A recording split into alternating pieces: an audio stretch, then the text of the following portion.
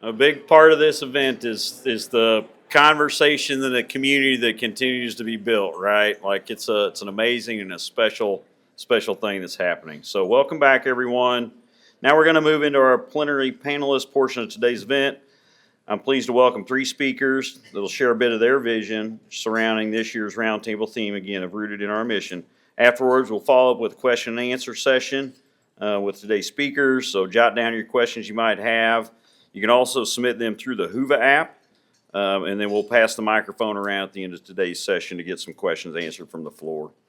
And if you got questions, the Whova instructions are posted on the screen after the presentation. So first up, I want to introduce Tyler Schwartze.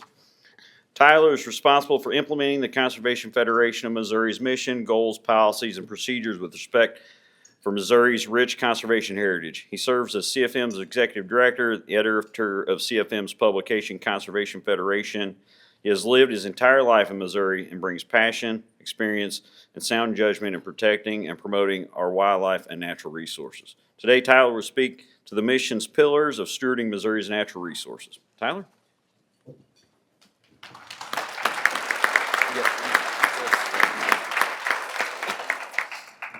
Thanks, Jason. Honored to be here today with everybody. Good to see so many smiling faces, and going to jump right in. I've got a kind of an overview. The four things that I'm going to talk about here are the abundance to scarcity. I'm going to take you down history lane here a little bit. We're going to talk about Missouri, where we were at before that 1930s, all that stuff happened then. And then what the citizens stood up for in 1930s and said enough is enough. And then I'm going to talk a little bit about CFM, who we are, why we exist, and our partnership. And then I'm going to dig into that model a little bit too, and where each of you are at, and how the important role that you all play in that model. So here we go. This is just up the street, High Street in Jefferson City. You can see those deer, the bear there. Back in the day, there were tons, deer and turkey all over the landscape, too abundant to be worth mention. Deer were found everywhere. Prairie chickens were here by the thousands. We had unending forests, very well documented. This is a picture of Grandin Mill. There was 285,000 board feet a day that were being harvested. So our forests were being decimated across the state. You guys know, you've heard all these stories. There's a great YouTube video out there that if you type in Grandin Mill, you can learn a lot about this particular thing. In 1904, there were 4 million pounds of game that were sold in Missouri. That's just fascinating to me, that amount of rabbits and deer and turkey and squirrel. You can see all those rabbits in that picture there. Here are these two young men, 25 waterfowl there, the good old days. It says, were they too good? They might have been. They might have been. Certainly a lot of over-harvesting that happened in those days. So what did the Missourians do? There was different attempts in the 1800s, early 1900s. You can see there, 1895, they started the game warden, and then they abolished the game warden office a few years later. So there were different challenges, nothing that truly stick. And so finally, in the 1930s, the citizens came together and they said, enough is enough. We have to do something. We need more than a law. So the CFM's first president was E. Sidney Stevens. You probably heard of that name. He said if you get a law passed, the next legislature could repeal or amend it. But if you write the basic authority exactly as you want it through the initiative process, then you've got something permanent. So that's what those citizens came together to do. Founding members of CFM, they rallied, came together for Amendment 4. You guys have heard that. It was certainly seen this iconic photo a lot. The citizens came together, and that's such an important thing that we have through our voice, as it all ties together. You recognize those two people. There's E. Sidney Stevens and Ding Darling. Heard a little bit about him. And so those folks and many others came together on September 10th, 1935. We were just there last week in that same room celebrating our 90th anniversary. It was an important day, an important opportunity for the citizens that came that came together. And a quote in here about halfway down I think is really important from Aldo Leopold. People who know these other things who have been growing scarcer, but less so in Missouri than elsewhere. That's why conservation is possible here. If conservation can become a living reality, it can do so in Missouri. I think that was an important quote and an observation. So check this out. Here's the map of the vote in November 3rd, 1936. Look at your county where you're from across the state. So the dark ones are the counties that approved it. The lighter ones are the ones that didn't. Definitely see some trend down in the Ozarks where they were against it. A little bit scattered across Missouri, north, different places, rural areas certainly. So an interesting vote on the November 3rd ballot back in 1936. But they passed it. That was the important thing. So 71% of the people said yes. Pretty amazing. So then MDC starts. A lot of great things are starting to happen, but they want to repeal this. And so there was an attempt in the 40s. Amendment 5 was already to repeal the commission and to reinstate the fish and game laws that existed before. And so what happens? The citizens had to go to work. Here you can see a picture of them trying to put together signs, just like we are today, to pass amendments and different things. So the citizens' voice, again, stood up and let it be known. So ultimately, that was defeated 2-1. And check out, I thought this was a really cool slide. Proposition number 5. Look at the people that I have circled there that were against this amendment. Farm Bureau, Farmers Association, the Federation of Garden Clubs, Federation of Women's Clubs, the American Legion, Audubon, and the Conservation Federation of Missouri. So really a strong group of powerful people back in the 30s and the 40s that stood up together. A few books, if you haven't, check these out. These are great. These are 3 of books that I have in my office that I love. Man and Wildlife in Missouri, Conservation Contrast.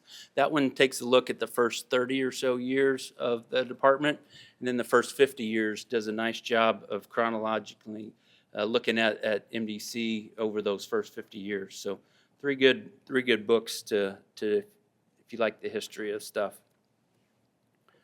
So where are we at today? We're in the Conservation Federation of Missouri. This was us, again, last couple weeks ago, September 10th. We were in that same room in the Tiger Hotel.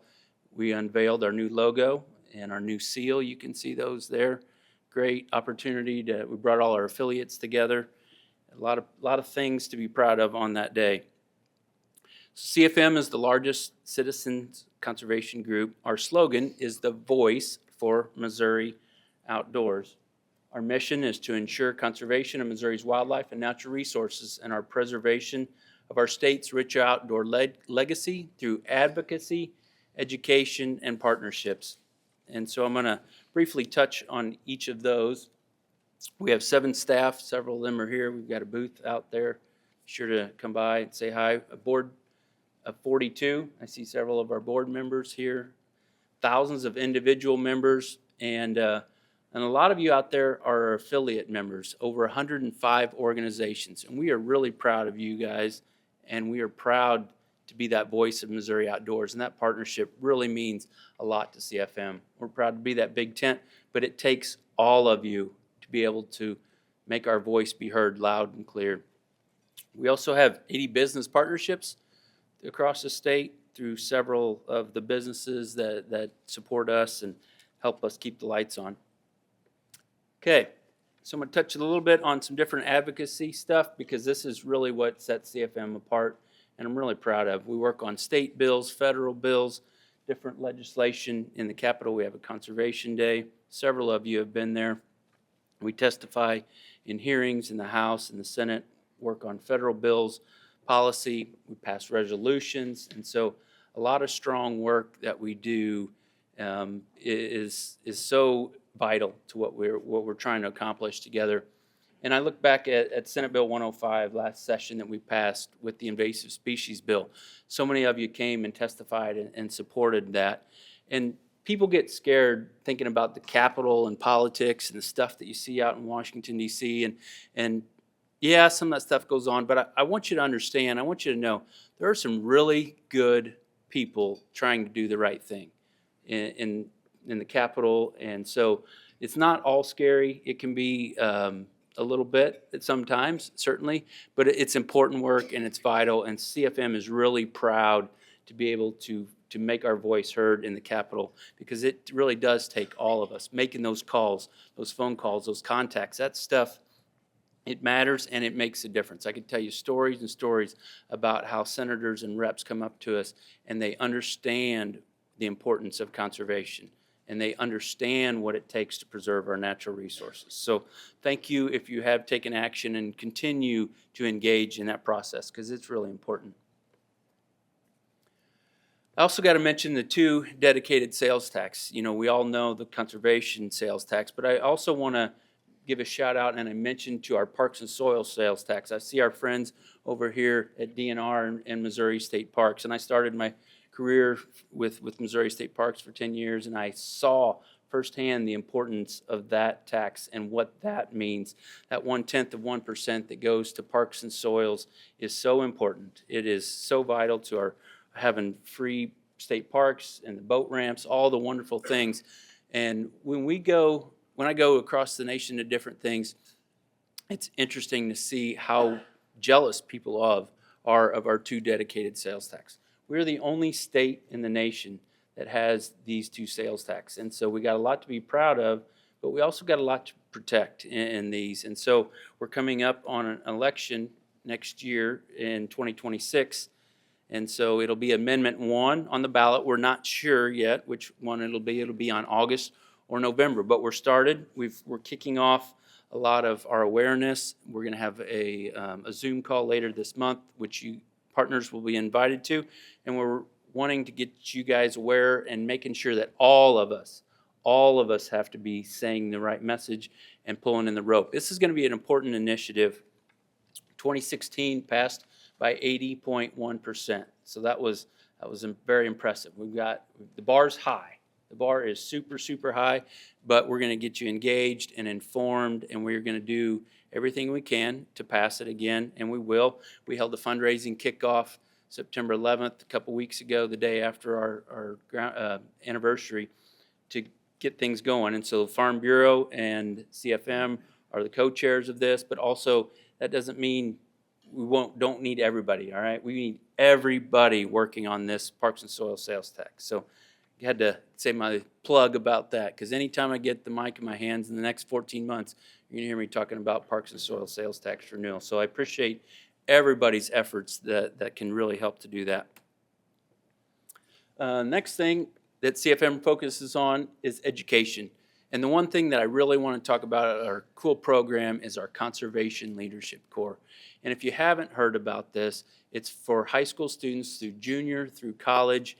I would have killed for something like this when I was in school. And they don't have to be conservation majors or parks and recreation. Anybody that has an interest in an outdoors, we take about 50 students annually, and we have fall leadership, work training, stream teams. They do different seed collections. They get to meet and they get to interact with conservation professionals. So if you have a child, a grandchild, a neighbor, a coworker, anybody that you think might be interested in our Conservation Leadership Corps, I ask you to get information, come out to our booth and talk to our team. It's a great program, gets our next generation of conservation leaders ready to take the field, because that's what they're going to be doing. They're going to be filling our shoes, and so we have to be ready. And the last thing that CFM certainly has is the partnerships is you. And I could have put a lot of different slogans and signs and organizations out there. Share the Harvest, Operation Game Thief, all our wonderful affiliates. And there are so many partnerships that are out there that really make CFM go. And I just say thank you for your involvement, for your engagement, to our members, to our life members, to our business partners, to our affiliates. This wonderful conservation community and culture is amazing in Missouri. And I get to see it on the everyday because I'm so blessed to be able to work with so many of you and so many organizations and passionate people and employees at the state and federal level and the county level. I could go on and on. But the partnerships is what makes CFM go, and it's what makes this state special. So thank you for all of that. Last cool thing that I have to share is last year CFM was named the National Wildlife Federation's Affiliate of the Year. We were so proud to get that. So there's an organization like us in every state in the nation, and they picked Missouri as the best one in the nation. You can see us there. That was us getting the award, and our team and staff and board out in Washington, D.C. last year. So that was a really cool honor that we are proud of here in Missouri and CFM, and because of the great partnerships, those things happen. So now I want to transition a little bit and talk about that Missouri model, all the cool things, why we are so special. And here's where a list of the few things that I think are really unique to that model. Having that independent commission, adequate, stable funding, those taxes that I talked about, all of our wildlife and our natural communities being cared for, wonderful staff, trained staff, professionals, each of you that are out there every day pulling the rope in the same direction are so important. All the science, the land management practices that you do, talked about the partnerships and the public engagement. And the last thing that I think is really cool, when you think about we all know what HR stands for, right? Human resources, all right? But let's flip those letters around and talk about them a little bit differently. If I tell you about the resources that we have in this state that are human, that's one of the most powerful things that I think we have. Our resources, the passion, the pride that you all have on the daily, you all are the most valuable resources of the state. I truly cannot begin to thank you all how much for what you guys do. You are valuable resources that are human, that think, act, feel, that bring so much pride to your jobs every day. That's really important. And I just came up with that. You can steal it if you like it, but I spun it around a little bit. You all are some great resources that we have in the state.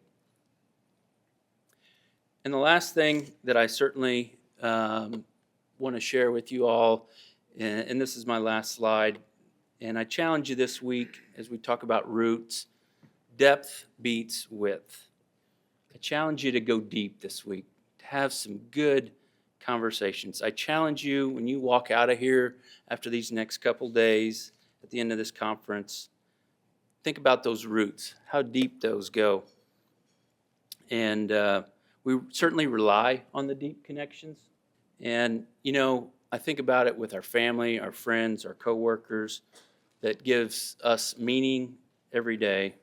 Investing your time, listening, supporting each other, showing up consistently, I think those are all things that help us get deep with each other. We certainly have these conversations sometimes. What does it take? What does it truly mean to sit down and have meaningful conversations with your friends or your family, your coworkers? That focus and commitment is what it takes to be able to have that deep commitment. And I know how hard you all work.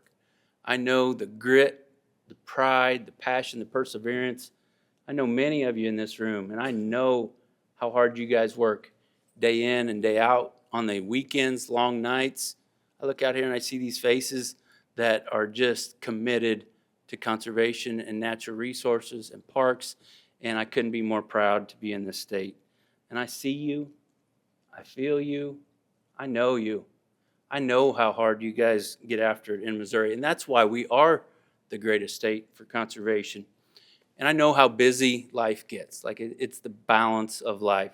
We talk about the busy word a lot. You hear people in conversation say, "Oh, I've just been busy." You know what? I get it. All right, we're all busy, but find that balance of life. All right, that balance of things that are important between your personal life, your professional life. I got 3 small kids. We're going 7 days a week. We got practices, something all the time. All right. And I recently sat down, and I'm not bragging or complaining here, but I sit on 18 different committees, boards, advisory things, a lot of stuff for work too. But it's finding that balance of life that's important. All right. And I challenge you all to think about that. And what balance can you find in your life? And I think it's important to make that time to do those important things with that family and friends, that balance between conservation and your work. I've got a sign that goes, it's right by my light switch every day. It's, you all have heard it. It's in the arena by Theodore Roosevelt, and how profound that is. And he talks about a lot of things in that speech. But one of the things at the end of it that isn't always pulled out of that, Theodore Roosevelt said, if they fail, they do so while daring greatly. Dare to fail. Try new things out there. Figure things out in your job. Screw something up. Admit it and move on. I do it all the time, all right? We fail a lot, but we recognize it and we keep moving on, all right? Dare to fail. And he said, if they fail, they do so while daring greatly. And I tell you this on my last slide because if you all knew how much I cared about you all as humans and conservationists and people, and the passion that I see is so exciting to me. And I couldn't be more happy to help lead CFM and our organization, because depth beats width. And so think about that as you're going through this week. You think about those roots. Where'd you come from? Where are you going? Where are we going as a state? How deep can we get? Because I truly think together we can do anything. I've always said in this state we have a lot to be proud of, but that means we have a lot to protect. And we're going to do that together. Thank you again from the bottom of my heart. I'll be here this week. I'm really looking forward to spending some time with you and being on the panel today. Thank you so much.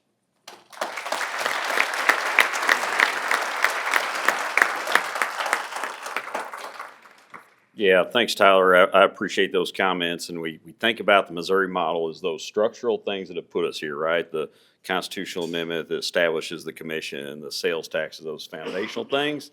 But the part that gets missed in that really is the ethic, right? The community and the culture around the work we do. And I think you did a really good job of expressing that. And speaking of community, our next speaker, Dr. Nadia Navarrete-Tindall, currently serves as both state extension specialist and professor at Lincoln University. She promotes the native plants for their benefits to people and wildlife through many outreach initiatives, including the FINCA project, Families Integrating Nature, Conservation, and Agriculture, that provides educational tools to students and the public to learn, to identify, grow, and market native edible plants to those important for pollinators. They also organize outreach and education events like the FICA Fest, Dining Wild, and training of various aspects of native plants and other specialty crops. She offers seminars and workshops in both Spanish and English, collaborates with nonprofit environmental organizations in El Salvador, and in 2008, she received the Missouri's highest conservation honor as she was inducted into MDC's Master Conservationist. Please help me welcome Dr. Navarrete-Tindall.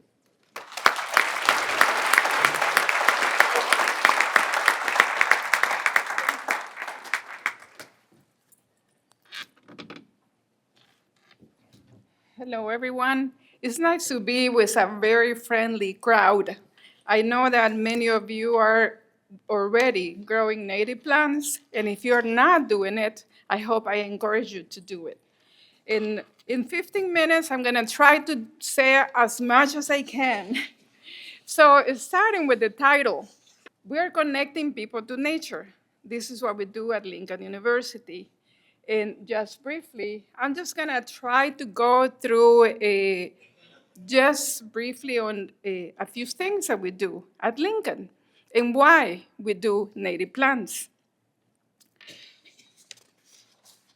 My role at Lincoln is as an extension specialist, is mainly to do outreach and education, as you heard before. And so I do not offer academic classes. I mainly work out. I go out in the state. And also we do a lot of work on campus. So my title is, the presentation is the description of my position. We are what we call an HBCU, which is a historically Black university. Right now it's completely integrated, and it was recognized in 1890. I run what I call the Native and Specialty Crops program. So mainly, our goal is to promote native plants as specialty crops in sustainable agriculture, and at the same time, we increase awareness about native plants for their importance in conservation. This is my team. It changes all the time. Students change all the time. But I can guarantee you that there are people that came with no idea what native plants were. And they left happily knowing and tasting, especially now that we have persimmons we're just harvesting persimmons, and I hope you try some that we have on our table. The group is diverse. We have different cultures. We are representing 4 countries in our team. But also, when I talk about cultures, it's not just about the different countries, but even within the United States. So everybody brings something different to the team. So the same way that we are diverse as a team, we work with different kinds of people. We have here a group of volunteers that are very faithful. They come almost every Wednesday and help us to maintain some of the gardens that we have. And we work directly with boys and girls as with other youth groups. I also want to point out that we have a direct collaboration with the Department of Conservation. And for me, the Department of Conservation is the leader, as we have here before. And I'm very pleased to see that every single magazine now, I see native plants. More and more. Before it was more about fishing and hunting, which is fine. But now I see more color. So I use that as a resource for us. And so we have here Ginger giving a presentation about using native fruits to make vinegars. So that she's connecting people. Just by doing the vinegar, she's connecting to people with the native plants that she's using. We have different partners and collaborators, starting just from Girl Native, that is part of the Missouri Prairie Foundation, to Westside Housing, which offer affordable housing in Kansas City. We do have gardens with them. We have demonstration gardens that we use for training. And this is the Native Plant Outdoor Lab. Some of you have been at the lab before.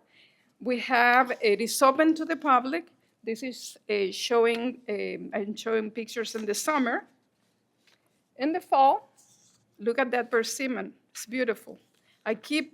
I'm highlighting persimmon because I really hope that someday some of you add persimmons in your offices or in your gardens if you don't have them. They are not only good for food, but also for wildlife. We have the Native Plant Outdoor Lab in the winter. So it's open all year long, and it is open to all. The next demonstration area is the Finca Eco Farm. Finca means in Spanish farm, and it's also a project that was created with funds from the National Institute of Food and Agriculture. We have gardens. In both locations that are on campus, we have more than 100 native plant species, and everybody can come and see them. The finca is more diverse. Sometimes we work with people that are, as I say, they're not really, when they hear about native plants, they think that they are weeds, of course. And so we have a community garden. So we encourage students to come and grow their own vegetables. By coming to grow their own vegetables, like as an example, we had Jamaican students that love callaloo. It's a green. But at the same time, they learn about the native plants that we have at the finca, and they help with maintenance. We have a finca plots at the Bethke farm, that is an organic farm run by the university, where we grow just common native fruits, starting from wild plums, super persimmon, service berries, etc. To spread the word and to make people to connect themselves to nature, we offer different activities. These are two events that we are promoting because, like, the Finca Fest is coming pretty soon on the 28th, and the Native Plant Academy is a 3-class series that we offer in Kansas City. This is just an example. We offer Finca tours any time of the year. If a group wants to do it, any other time you have an event. If you want to come to Lincoln University to see what we have, you just let us know.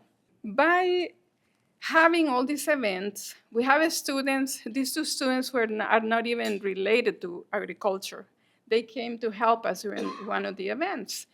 So they help us to prepare a plum made, as we call, drink made with wild plum, and Harry Mountain minty. They never in their life had tried either one.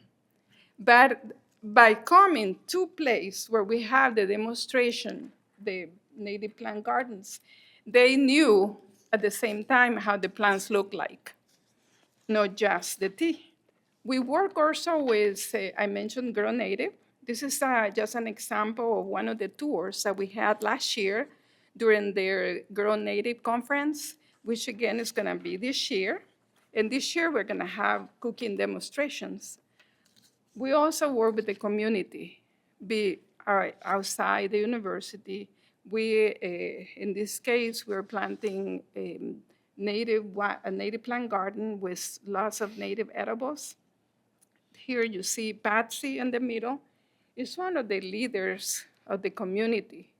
So I feel that we are pretty successful in many cases because we reach out to people that is around us. We also work with even like elementary school kids. Like in this case, we have the Montessori school. We have a chef that prepare pupusas. Pupusas is a Salvadorian dish. And by the way, I'm from El Salvador. And so we relate the recipes from, I try to relate the recipes from my own country with ingredients from this country. And so we serve nettles, pupusa prepared with nettles. And the same day, you can probably recognize here, this is Danielle Fox, one of your MDC urban ecologists. And she was here as a mom at the Montessori school, helping to establish Soshan plants and also nettles, which are they're green perennials. One of the very successful events we have on campus, we have 12 wild plums that are in fall production. We have the U wild peak wild plums. We have a window of 6 weeks to harvest, so people do it by appointment. Students are exposed to these for the first time. We have Vincent here from Ghana and Kemar from Jamaica. Never in their life had a wild plum before, but they love harvesting. As you can see, they were having fun. And we bring groups to campus, to the finca. It's always fun for everybody that have never done it. Even if they don't eat them, they just love harvesting. But of course, we share some of the jellies that we made with the plums. So that is a way to connect them to nature. And here's the photo, a very recent photo, like just last week. at the Second Baptist Church, passes again harvesting now the plums that she helped planting in 2018. And we're planning to have a jelly or jam workshop. We work with chefs. This is a chef in St. Louis. And we do it, we have done it with MDC and the Nature Conservancy during the Midwest Wildlife Conference this year. And the chef prepared the menu for us with native edibles. We have other small events, but I'm just showing you examples of what we do. By people eating these recipes with ingredients prepared with native edibles, we get to talk to them not only about the plants, but also about what the plants, if there is a plant that is a host plant for a butterfly, for example. We work with veterans in Colombia, with farmers, and this is they decided to prepare the food. And we brought the ingredients, and I was talking about the native plants. But, and one more, from Sikeston. So I go from Kansas City to St. Louis, to Sikeston, to Charleston, and Central Missouri. So if you need me to go somewhere around the state, you just let me know. I love talking about native edibles. We have a dining wild. This is one of the last ones we had in 2024. It was well attended. We had about 300 people. And these are just examples of the things that we do to attract people, even people that have never been or hear about native plants or have their own idea about native plants. So I focus on persimmons right now. We only have 15 minutes. I just want to point out again our persimmons. This is the office right here on campus. And thank you. We are cooperative extension, and on the other side is cooperative research. So the persimmons came on their own, or by a raccoon or by a possum. So we let them grow. They were not part of the plan, the original plan. Now these trees are producing amazingly. And that helped us to connect with the specialists and other colleagues. Many of them, when they see the native plant garden that we have in the front, the native outdoor lab, some people just don't understand, even though we have signs and we keep talking about it. But when they start eating plants that are growing right in their own office, things change. And it's what happened. You can see I have students, I have colleagues from extension and from research. And also, this guy with the hat is our ag economist. He wouldn't care too much about persimmons. He started eating them, and he loved them.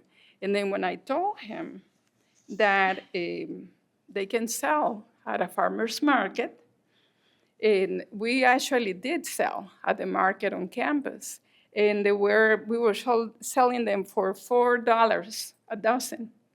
And this is how we sold them at the market.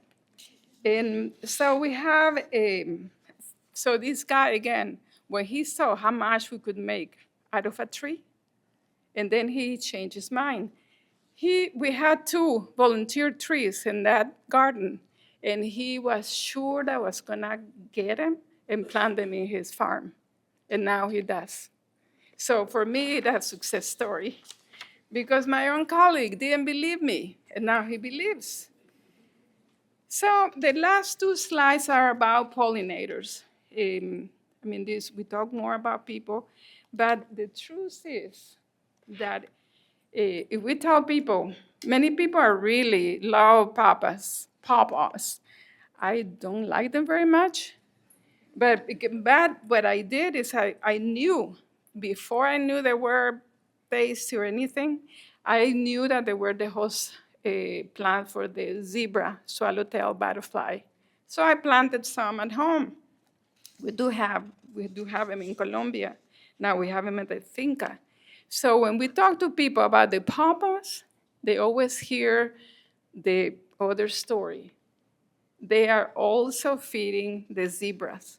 So that is, if it's not a connection to nature, they might not know it, but they are being connected to nature that way. And this is one of my little buddies. This is in the backyard, in our backyard in Colombia. I do have a tubs with arrowhead. So of course the frogs, when I started with one, and when they started they just found the water, and they started growing reproducing. So now we have a really nice population of frogs, and I encourage you to do the same. You can just have arrowhead with water. Be sure that you put your dunks so that you don't have mosquitoes, and the frogs will be very happy there. So this is, for me, this plant that you are seeing here is a cup plant. It's also edible. But at the same time, we teach people how to eat it, or if they haven't done it yet. But at the same time, for us, same as the MDC does, like with fishing and hunting, for example, this is for us a gateway to nature. Talk to people about native edibles, but at the same time, we can show what the plants are doing for wildlife. And I'm gonna, my next slide is another edible, a glade onion. We put it in salads, but of course, when I show it to people, the flowers need to have the pollinators so they can see that they're being pollinated by bumblebees. And I'll just finish with some of these photos that I love to share, because these are all, these particular photos were all taken either in my backyard or at Lincoln. And everywhere we go, sometimes we don't really pay attention to what is on the flowers, but there is always someone. And if you just started your own garden, they will find you. So that is the message that I bring to people. I know that here I'm preaching to the choir, I hope. But by doing this, by teaching people how to eat them, it's just a way to get them going. So if you have any, I have just my email and contact information. If you would like to reach me, just feel free. Thank you.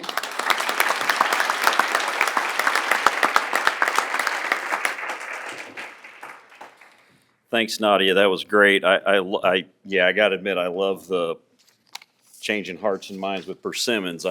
Those of you that have eaten them, I hope they're well ripened and not green. I'm not real crazy about fruit, but I do like persimmons. But yeah, that's a special experience too.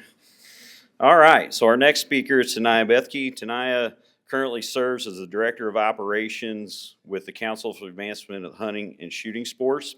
She has a background in wildlife and conservation biology, education, and strategic planning. Taniya leverages her expertise from both the public and private sectors to support the growing cohort of R3 practitioners.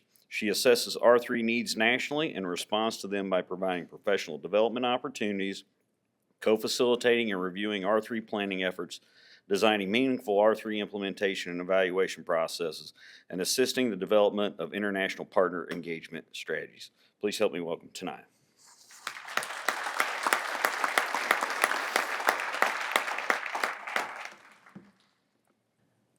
I've been thinking about the way when you walk down a crowded aisle, people pull in their legs to let you by. or how strangers still say bless you when someone sneezes, a leftover from the bubonic plague. Don't die, we're saying. And sometimes when you spill lemons from your grocery bag, someone else will help you pick them up. Mostly, we don't want to harm each other. We want to be handed our cup of coffee hot and to say thank you to the person handing it, to smile at them and for them to smile back. For the waitress to call us honey when she sets down the bowl of clam chowder, and for the driver in the red pickup truck to let us pass. We have so little of each other now, so far from tribe and fire. Only these brief moments of exchange. What if they are the true dwelling of the holy, the fleeting temples we make together when we say, "Here, have my seat. Go ahead, you first. I like your hat."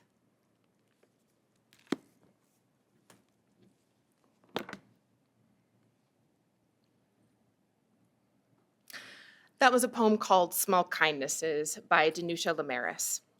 And this poem speaks to me about the magic of human connection, which is essential as we look at how we all as partners do this work of conservation.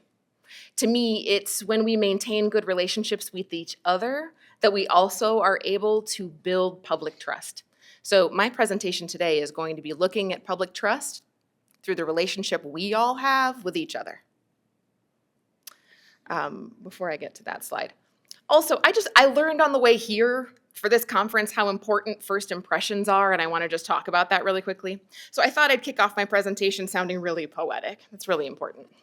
But unfortunately, that was not my approach when I sat down next to the person I was sitting on the airplane with.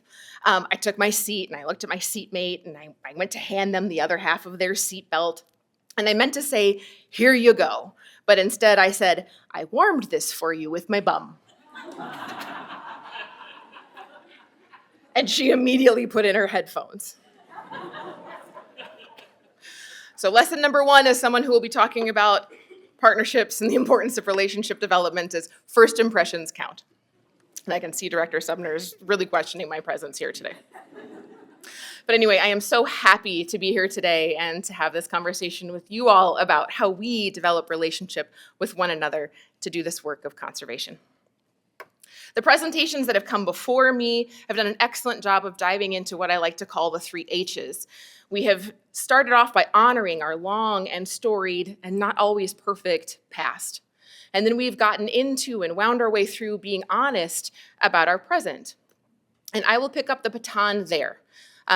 When we honor our past and when we are honest about our present, we get to be hopeful for the future. So as I talk, I'll be weaving together this art and science of connection and some of the practical skills that we can use to build meaningful relationships with each other. We are partners and we build trust. People have entrusted us as stewards of our shared wild resources. We get to do that work together. So to set up for that conversation, I want to provide some context for the work that I do specifically in the hunting and shooting sports realm. So as you can imagine, we are on the precipice of some real change, so I want to share some of that with you. That is what the participation curve in hunting used to look like back in 2000. This is what the participation curve looks like as of 2021. As you can see, participation in hunting is declining and has been since about the 1980s. Hunting, the public approval for legal regulated hunting has also been declining since 2016. We've lost about 33 million adults who used to approve of legal regulated hunting for animals for meat and no longer approve for those activities. On the flip side of that, we have gained about 18 million new first-time firearm owners in that period of time. And those first-time firearm owners since 2020 are more likely to be Black, Hispanic, younger, female, from large areas, urban areas, and they tend to be more Democrat, which is interesting. As you can see, if I'm working in the hunting and shooting sports communities, these are massive demographic shifts, right?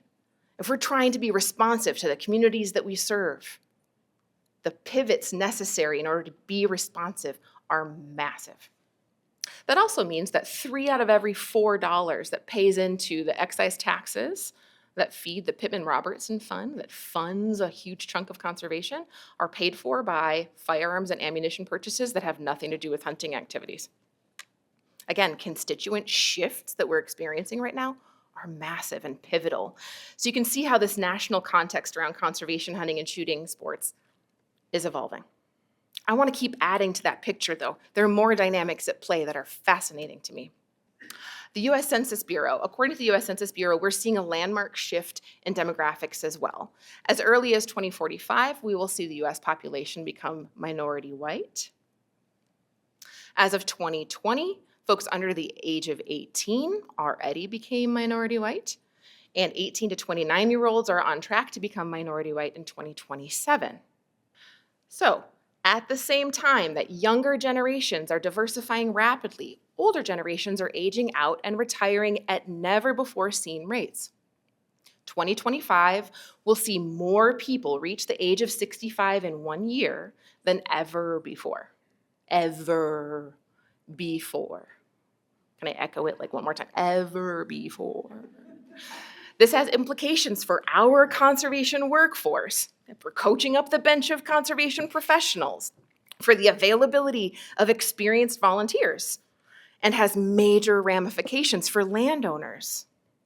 When you think about land access, no matter what activities we're thinking about, since COVID, if we're specifically going to talk about hunting as an example, reliance on public land has increased dramatically. So in a case study, we're talking about South Dakota alone, reliance on public land increased from 38 to 50% since COVID for hunting activities.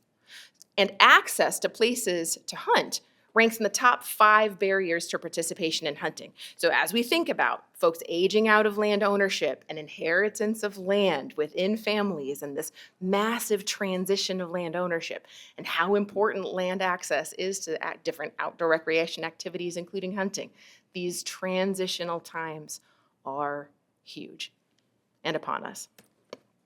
One other key dynamic that I'm particularly fascinated about, because I grew up in a farm community in southern Minnesota, is the concept of generational transfer. Imagine the impacts of generational transfer of farmland and the impacts they'll have on hunting land access. Our country stands to see over 300 million acres of land transfer hands in the next 20 years. Not only that, but only about 30% of that land currently makes it to the first generation within a family.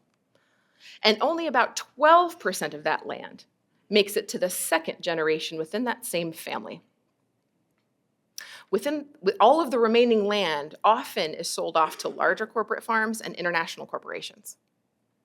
So again, thinking about the pivotal generational transfer of wealth, land, and dynamics within the demographics that we're currently facing is a fascinating change in what we as a conservation community will be working on together into the future.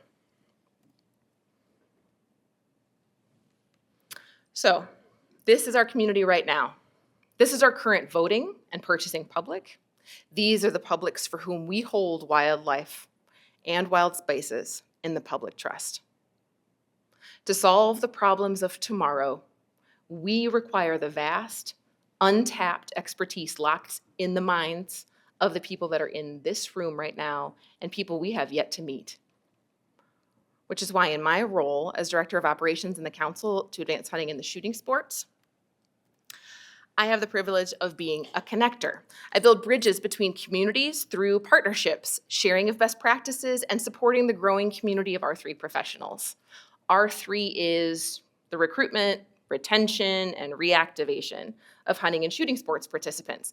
And really, those practices are relevant across all outdoor recreation, but I talk about hunting and shooting sports because I'm funded by Pittman-Robertson funds. So, what does that look like? What does that mean? You're about to see like my geek side come out. This is gonna be great. So our goal is to make sure that anyone who wants to participate in these activities find smooth, well-lit pathways that are free of barriers.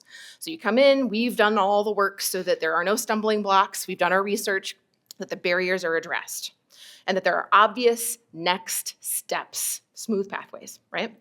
Unfortunately, oftentimes, when I'm taking a look at the pathways that are established to participation, they look a little bit like this. Sometimes they look like this. Occasionally they're like this. Disconnected participation pathways don't always lead to obvious next steps. Sometimes those pathways are dark or disjointed or full of barriers. Barriers like complex regulations or programs that lack representation or don't provide the necessary social support that people need to continue.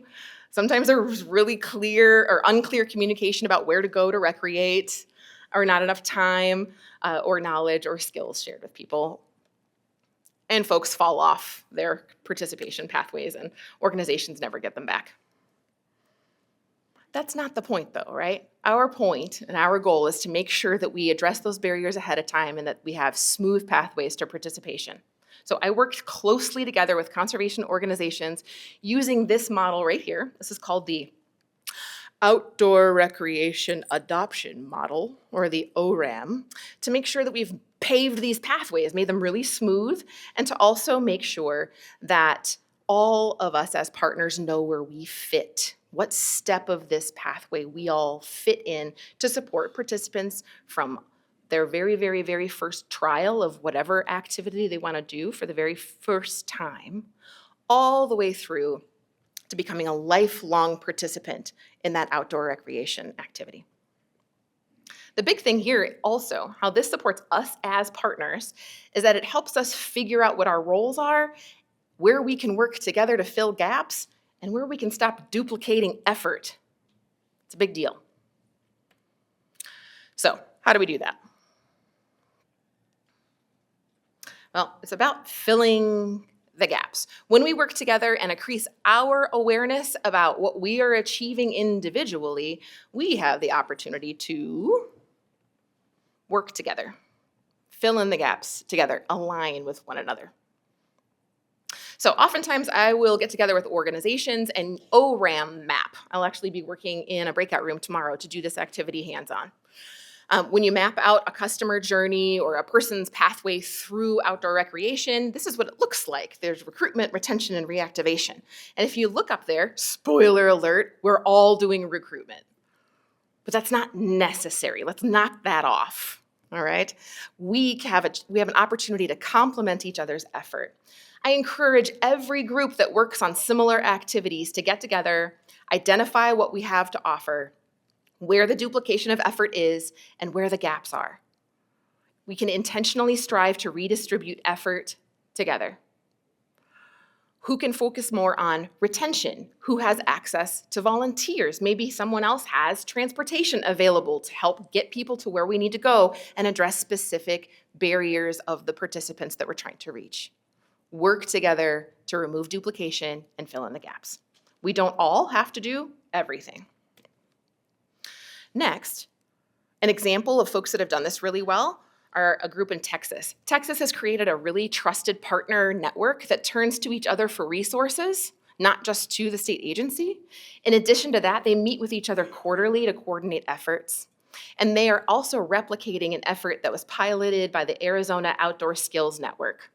The Arizona Outdoor Skills Network hosts all partner outdoor events in one shared location, so it's super easy for partners and participants to find events in their communities to go and do those activities. And I know that Missouri is working closely with partners to host events in one central location.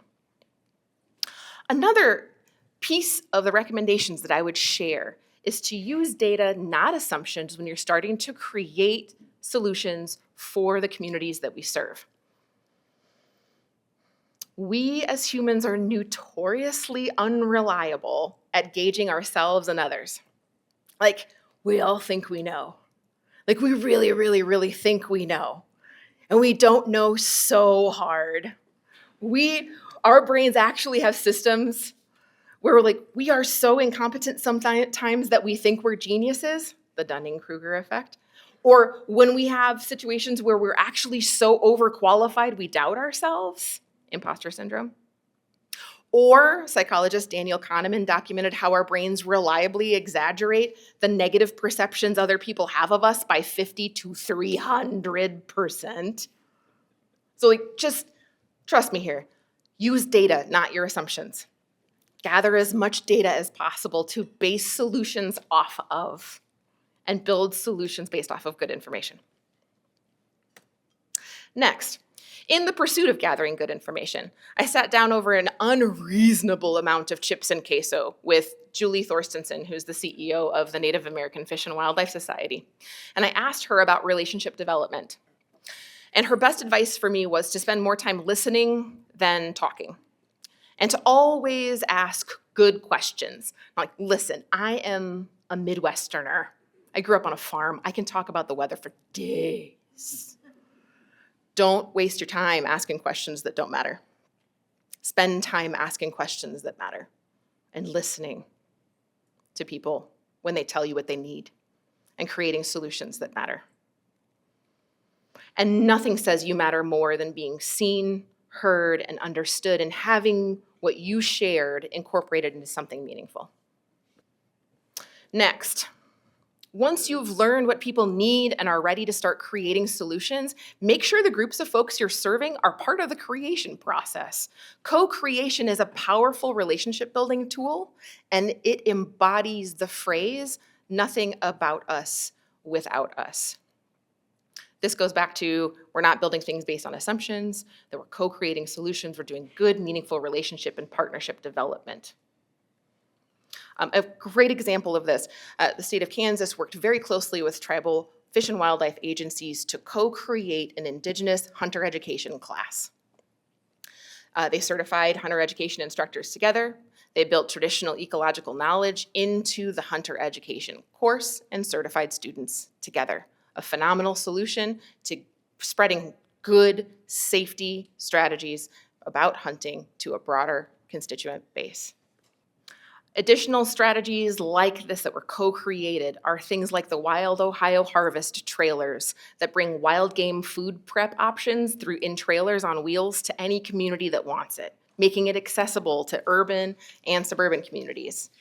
The Kansas and Tennessee urban squirrel trapping programs and urban hunting programs for squirrels that bring, again, programs to communities where wildlife resources are abundant. Maine has partnered with local LGBTQ plus folks to host supported hunts. And there are pop-up urban archery ranges all over the country to make archery opportunities accessible to all people. These are all examples of ways partnerships, good questions, co-creation, and data have led to innovative solutions that have met the needs and addressed the specific barriers of people who want to get involved in outdoor recreation and have run into roadblocks over history. Meet in person when you can. Our mirror neurons in our brains, the piece of wiring that really makes us human, works in person. Our brains pick up on the 1,000,001 cues we each give off that help us build trust and respect far better in person than you can over a computer or on the phone. And I would encourage us all to take every opportunity to do that we can. It's not always possible, but when it is, please do. Together as a unified conservation community, in the face of those broad, evolving factors I walked us through earlier, we can work together to co-create intentional and robust conservation solutions for today and tomorrow. Together, we can build public trust and comprehensive engagement pathways for participants in all aspects of conservation. And it is on that note that I would like to return to the original passage I began this talk with. From Small Kindnesses by Danusha Lamaris. We have so little of each other now, so far from tribe and fire. Only these brief moments of exchange. What if they are the true dwelling of the holy, the fleeting temples we make together when we say, "Here, have my seat. Go ahead. You first. I like your hat." Thank you.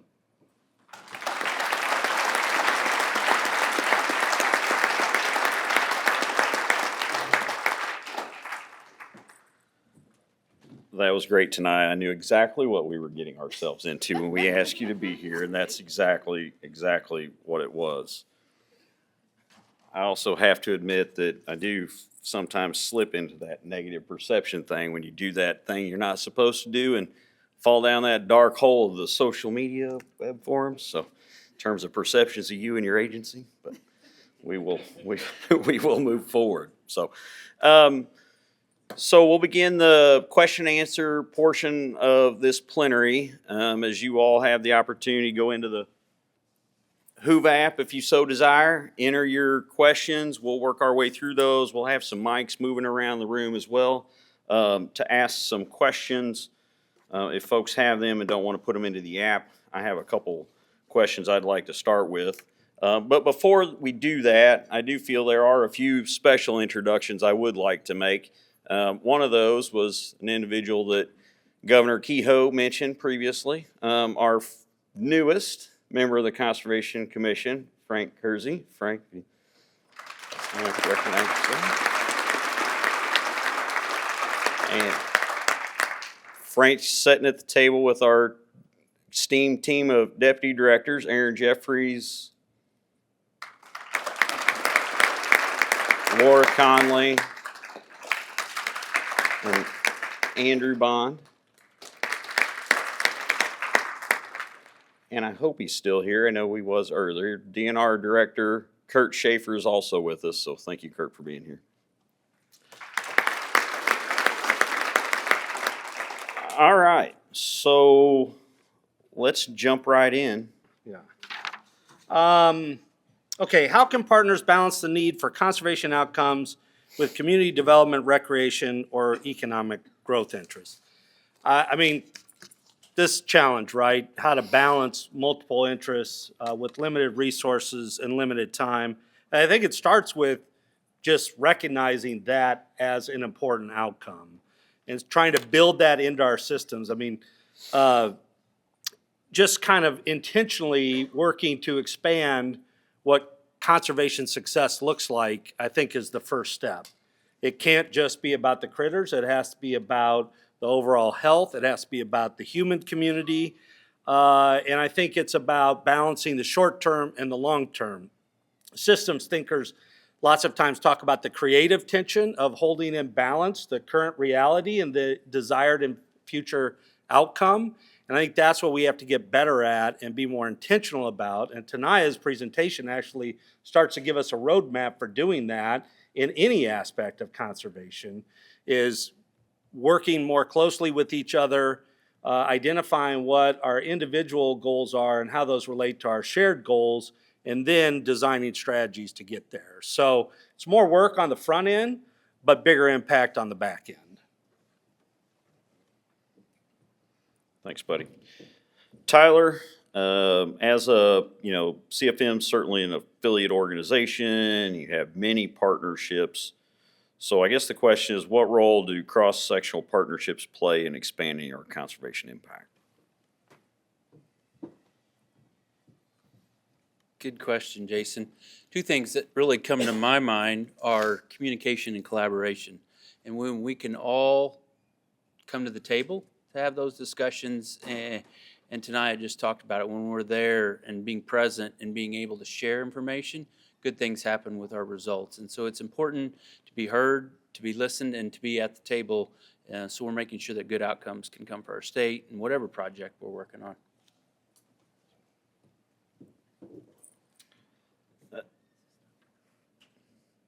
You can try it. You may be rolling the dice.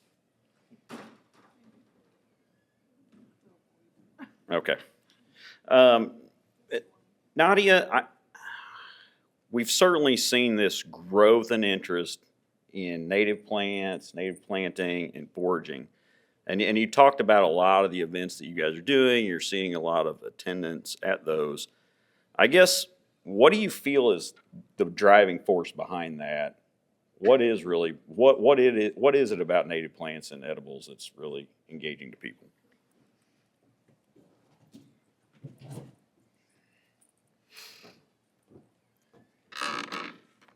Well, there are various forces. To start with, people, I've been working with native plants for a long, long time. And I realize that people already, when they find out that they can eat what they love, it's easier for them to grow them. And so at Lincoln, what we do, if you remember that our program is called Native and Specialty Crops Program. And the purpose is to encourage people to grow them as crops. People are tired of your commodity crops. People are, they love when they hear something new.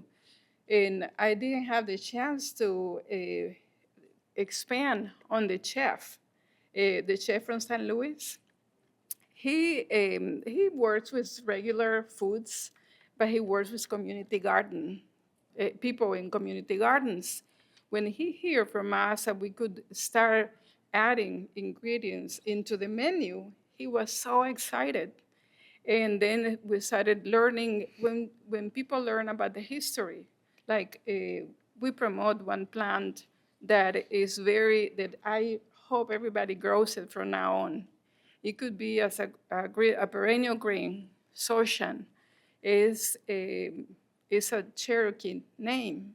So in many ways, people feel connected to peoples in the past when they hear about the native edibles, because they're not new. Someone ate them before. So we are just coming back to what people did in the past. So this chef in St. Louis is so engaging and is so excited about new ingredients and knowing that they are perennial too, because they know that you don't have to plant them over and over again. He gets excited and he excites people. So that's probably, I could go on and on. Thank you. Thanks. Okay, Taniya, you talked a lot about, really building partnerships amongst organizations in conservation. So how do you think they do best position themselves for these collaborations to happen? What's been the fuel behind the Texas Partnership Network? What is the way that groups actually come together and find that alignment? To me, the thing that really tips off the momentum around partnerships is being able to identify gaps and opportunities together. So getting folks into the same room and sitting down and saying, all right, what are the needs? All right, what do we collectively need? And then what are our opportunities? What are we seeing that we want to achieve together? Where do we want to grow? And that's when you don't all need to have the same identity. We don't need sameness in the room. We need to agree that we're trying to achieve something together, though, and that we're going to go run at something, we're going to align and run at something together, and that we have a couple of needs that need to be accomplished in order to do that. And then we can go to work intentionally to get that done. If you don't have it written down on paper that we're going to do this thing and we need a few things in order to do it, then everything stays really nebulous and it's hard to achieve. But if you write it down together and go to work on it, it becomes very measurable and actionable together as a team. And to me, that's where the magic happens. Stay close. All right, we're going to the Hoover question. So for you, Taniya, what are the implications of demographic shifts in gun owners, and what is the significance of it to the field? Let me look at that question. What do we do about it? What do we do about it? What implications of demographic shift in gun owners? Man, that's a huge question. I don't know. I don't have a crystal ball on what that means for any of us. I think the big question is the folks that built our communities, the folks that built our agencies, were serving a very different community at that time. And unless we're really good at human dimensions and understanding the needs of our current communities, we're gonna miss a huge mark. And so I think we need to get really good about listening and paying attention to what our communities need today and into the future so that we can pay very close attention to how we remain relevant to those communities. Because I don't have those tools with me right now. I don't think you alone have those tools. I think all of us together are paying very close attention to what it takes to be responsive in today's world. That's the only answer I have. Okay, Tyler, the pandemic drove people outside in large numbers. Many of these people participate in outdoor activities not linked to traditional hunting and angling, like hiking, mountain biking, forest bathing, meditation, etc. How does CFM and other groups engaging these folks in the reauthorization of the dedicated, essentially the soil and water sales tax? You know, let's think back to the pandemic for a little bit. When you went across a lot with campers or outdoor equipment, if you went to go get a kayak, how much was on the shelves? Nothing. Like it was all gone. And has anybody been on Facebook Marketplace lately to see all the outdoor equipment? My guess was it was going to be 2 to 3 years, but people hung on to that stuff for a little bit longer. But it's starting to be out there. But it's a great question because it is important. The outdoors, I remember getting calls from members saying, I can't get anywhere to turkey hunt that spring. Like there's out-of-state people everywhere. Our state park numbers, the camping was through the roof. The usage at the boat ramps, all that stuff was outstanding. All right, and it was loved to death, literally. The challenges of camping and people and the closeness was a huge effort. And so now, here we are 5 years later, all right? I was standing at this podium the Saturday before the world shut down on that Thursday. CFM was right here in this room.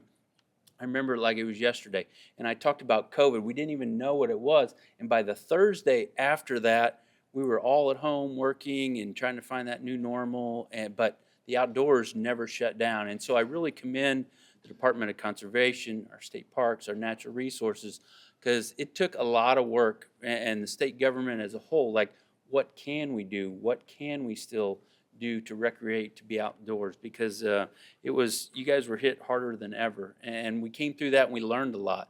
But also, back to the question of being able to think, where are we going now? All right, we have to remain relevant with our young audience. We have to remain relevant with the people that they tasted it then. How can we keep them engaged in the outdoors and being excited about camping, kayak, all those things? That's a challenge that we all have to think about and we have to address, because it's not, as that graph that Nadia showed too, you know, we're all changing. This world that we're in changes. People are getting older, younger, whatever it is, hunting, fishing, outdoors. We have to stay relevant because it is important. It is important for our health and who we are as people, as humans, as Missourians, as citizens. And it's going to take all of us thinking that way, because it's only going to get worse and worse as we evolve as a society, as we get on our phones more, all those things. And it's a big challenge, but we all have to work at it together. Yeah. Absolutely. I'm going to revisit the question you asked me. All right, I want to revisit the question about the implications of the evolution of firearm ownership a little bit. I had some think time. I need think time sometimes, Jason. Okay. I counted to 10 and thought more. All right, so we have a lot of new people that are purchasing firearms and not in a hunting context. We got a lot of folks that during 2020 were interested in personal safety and security. And these are folks that are paying into conservation that are not necessarily interested in hunting activities. So you have state fish and wildlife agencies that are building ranges to meet the need of safety and security. And that is a tension that state fish and wildlife agencies are having to hold, right? Firearm safety as opposed to learning to hunt are two very different firearm-related activities. And that tension is something that's new in our community and new in the Fish and Wildlife Agency world. That is one implication right now that we're finding unfolding on the landscape. You're seeing a lot more range development happening on the national landscape. You're seeing a lot more attention being paid to how we can improve ranges to accommodate that user base, to make sure that we're taking good care of them. And a lot of information being shared with new firearm owners about how they pay into conservation, even if they're not active participants in traditional conservation-related activities.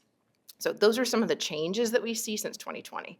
I wanted to make sure I spoke to those because those are new, and my answer was a cop-out.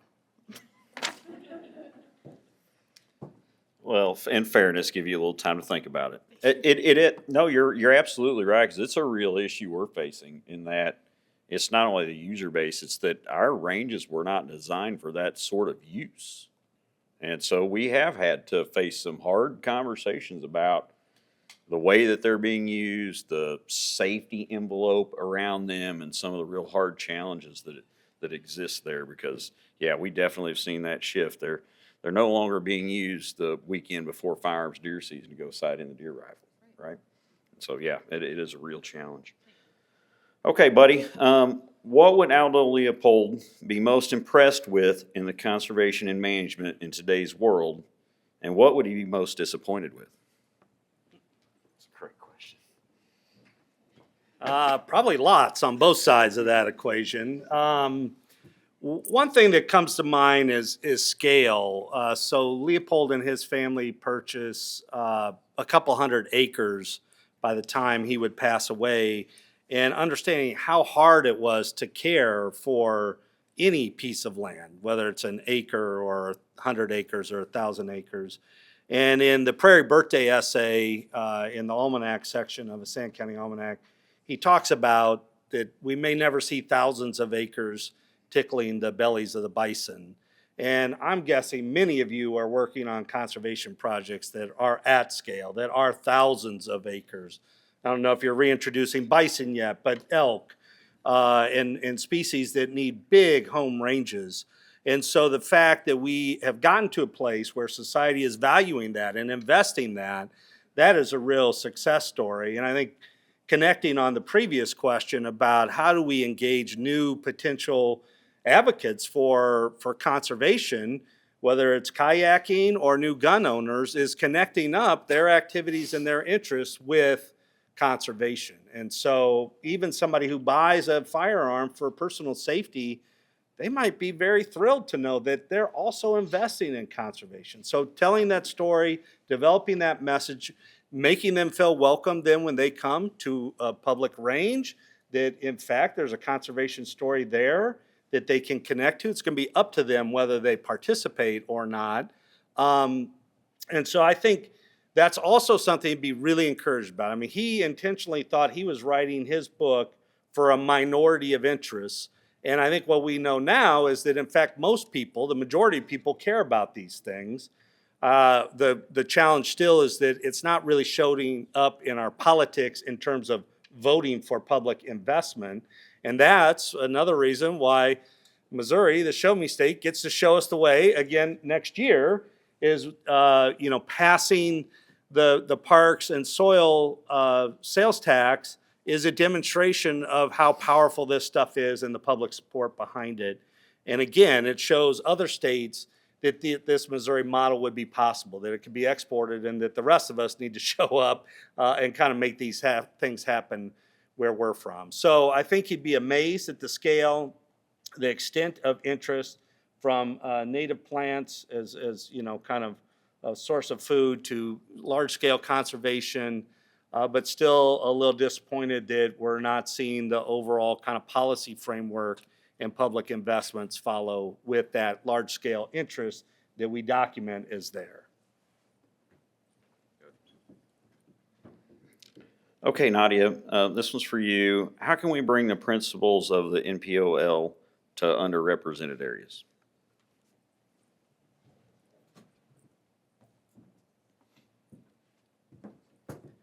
As a reminder, the NPOL is a native plant outdoor lab. But I would say that because I would refer more to the Finca project. The Finca just, the NPOL is just a series of gardens that we use for demonstration areas. And we have made real efforts to bring it to different locations. We did one in Marshall with an organization there. But it was very hard to get to include underserved populations in that area. The project failed to a point. We established it. But we are learning. We learn from bad situations or bad partnerships. Then I wish I would have known more about how to get to partner with different groups with different ideas. But with the NPOL, I mean, with the FINCA project, what it was created with the idea, if you, I put it in one of my slides, FINCA is an acronym for Families Integrating Nature, Conservation, and Agriculture. And it was also funded by the National Institute of Food and Agriculture.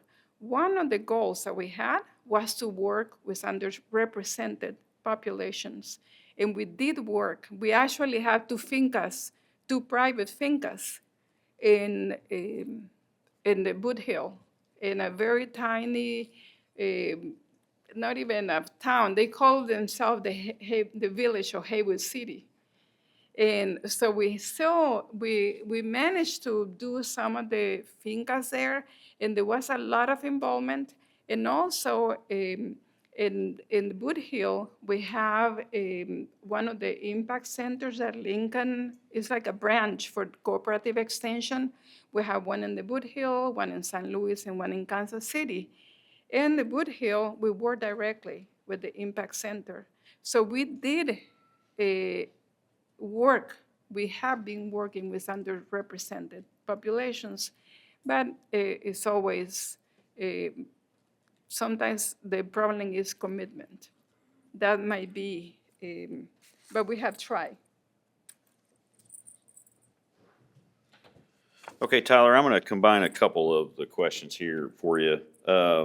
This is for the students in the room. You know, how do you balance your work and your life? You know, what advice would you have for them? And then how can they go about helping CFM garner support for conservation sales tax and conservation more broadly?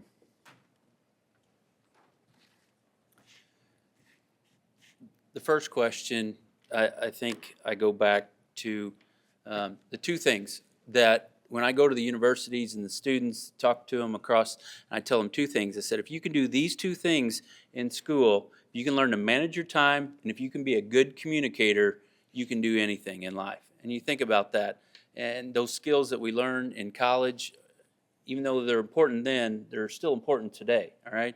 If we can manage our time and be good communicators, I think that are the two greatest strengths. That and getting to class every day. You know, I always tell them you can get to class and show up for every time and go talk to your professors. Those are the important things. Those are the things that stick in their mind. But being able to manage your time and communicate.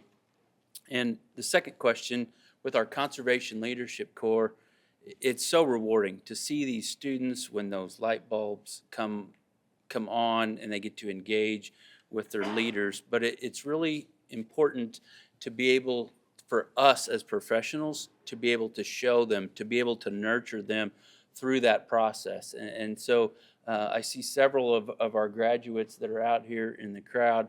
Past President Zach Morris was a great example that came through that program and was an excellent leader, and it still continues to be out in the conservation field. And so they are our future. They are our future. I think, you know, I'm halfway through my career, and I look at the ones that are younger than I and the ones that are older. But we have to start to focus on our young people if we're going to be able to leave this conservation legacy for all. And so as it relates to our leadership corps students, thinking about the future and where we're going, but it takes all of us to engage. Find one student, find one young person to be able to teach that knowledge to be able to hand that torch to, because it's going to take a lot of work for us to be able to engage our students. So there's a lot more great questions in the Whova app, but I would sort of throw it to the floor to see if anybody has questions that they haven't entered in, or we can keep rolling through these.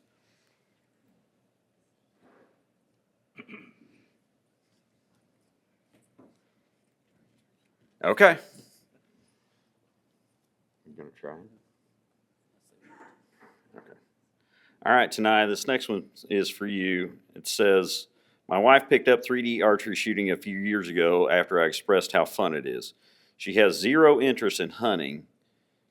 Do you have a few examples of resource agencies thinking outside the box? How common is recruitment of new outdoor enthusiasts outside of the traditional hook and bullet crowd?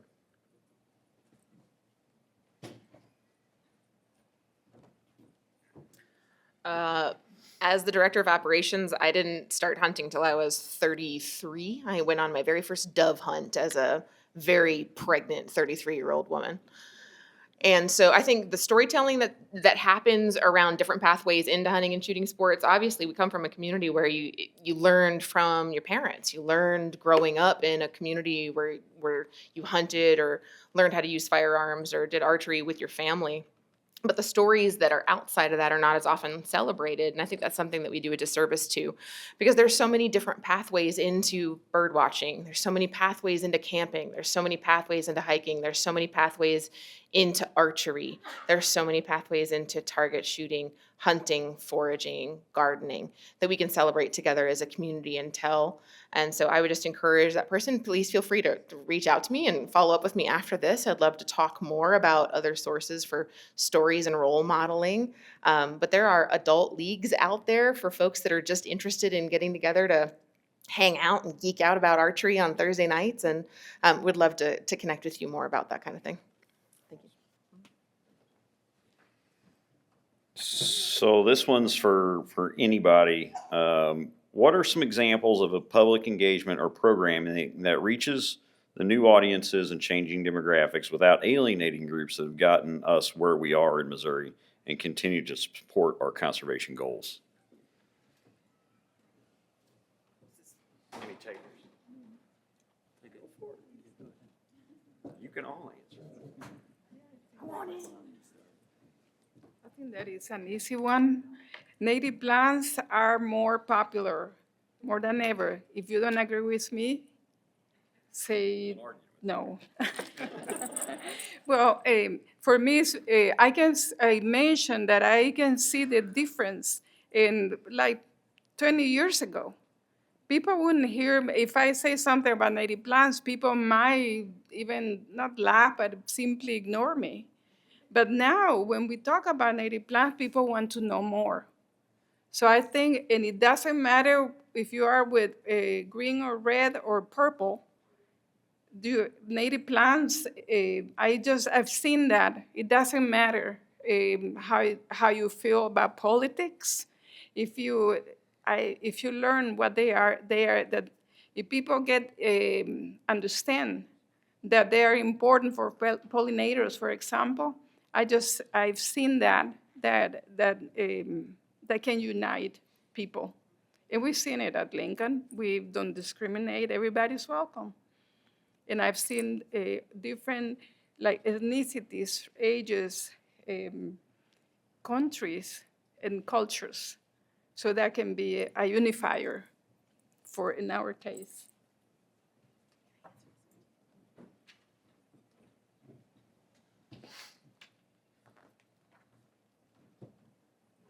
I've been waiting for this question. I love this question so much as an R3 nerd.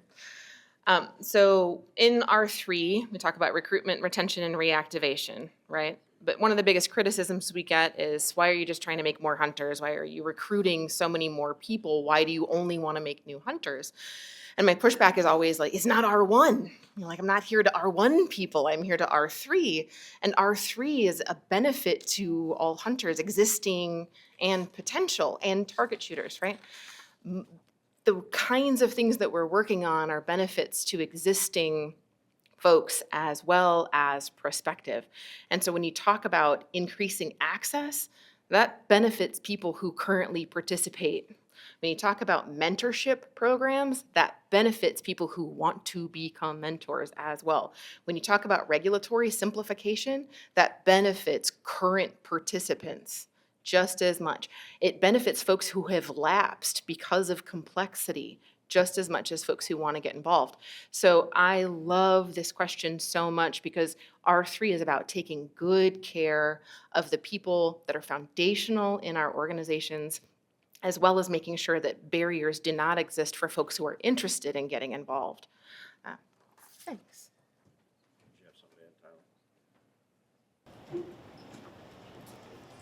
Just one more quick thought on that as it relates to organizations. I want to touch on our affiliate program. So if you're an organization out there that wants to get more involved or engaged, please come talk to us, because CFM, I talked about those 100+ affiliates that we have and that we advocate for, but we open that network. We give you those opportunities to be able to visit with more Missourians, with organizations and stuff. So come see us if you're interested in our affiliates, because we'd love to add that to that number. The outdoors are for everyone in Missouri, and CFM really prides ourselves in making sure that we have opportunities for every citizen in Missouri to engage, and that's a great opportunity and a great way to do that.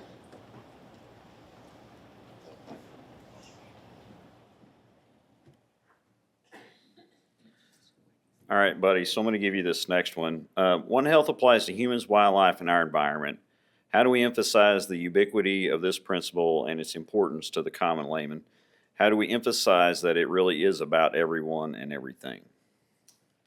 Yeah, it's a great question, and I love it because it is acknowledging this reality. And I think, again, at times as conservation professionals, we get frustrated that the world's not coming along with us as fast as we would like it to. And so, you know, I think while maybe we've had inklings of the importance of One Health and all this interconnectedness, I think we've just started to really kind of integrate this as part of the conservation story.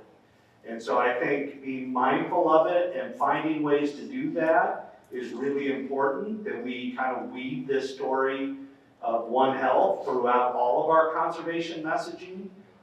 And then we kind of commit ourselves to that and be patient and persistent with that storytelling.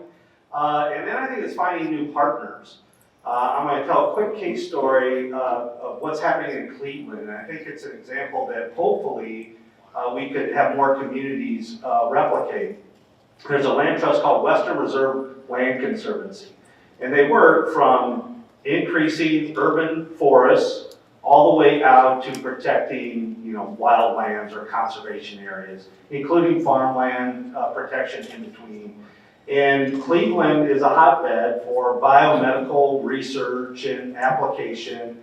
And they have engaged the healthcare system in Cleveland to do longitudinal studies. They've created a whole, it's very complicated actually, but awesome research study where they've created a dummy population based on real human healthcare data. So I'm Buddy Huffaker over here, and over here I'm individual 5.732 or something. And they cross so that there's total security for my personal health information, but then every time I go to the doctor, it gets cross-fed back into that database. And they're trying to understand how, as they improve urban neighborhoods with native plants and increased canopy, and they protect land out in the working landscape, and they create more public reserves and people have access to those. How do health outcomes differ for those that have access to those green spaces and those that don't? And I think that's the kind of thinking that we're going to have to deploy and engage the healthcare community as active partners in what we're doing, not just this other kind of entity that's out there, and then find ways to kind of find programming and opportunities to collaborate.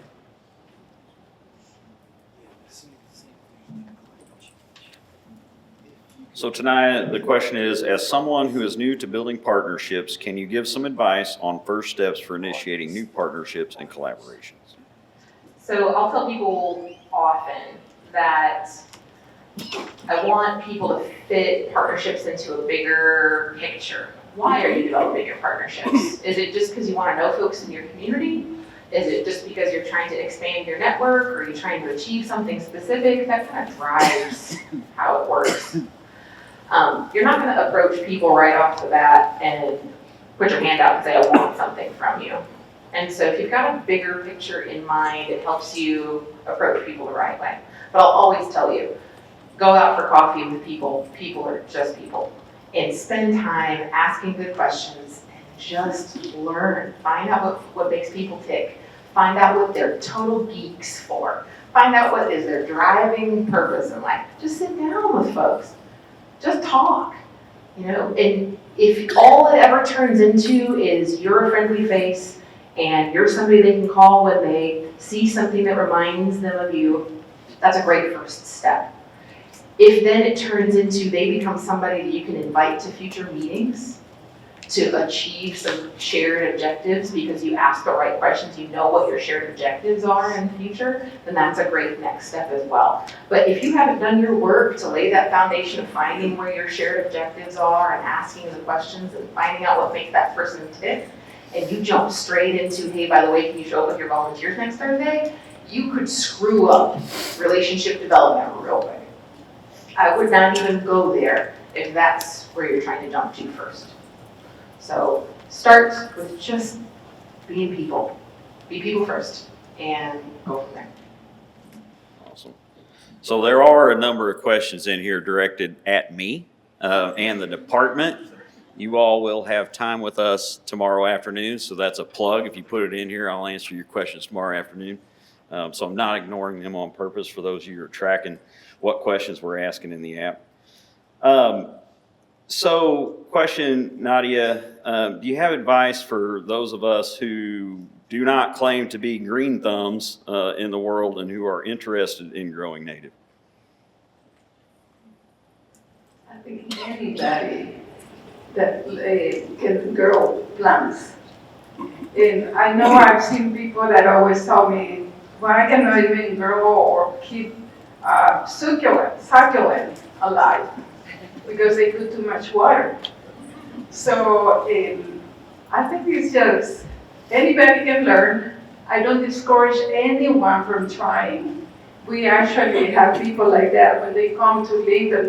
There are people that have never even touched soil, like on purpose. So we have some students, especially when they come from different countries, that they have never been involved in agriculture, or they just got their food from their market. They have never done it, but they do learn. Once they get exposed, people get hooked. Okay, this one can go to anyone. Why do you think the disapproval of hunting has increased so dramatically? And is this disapproval variable between regions of the country?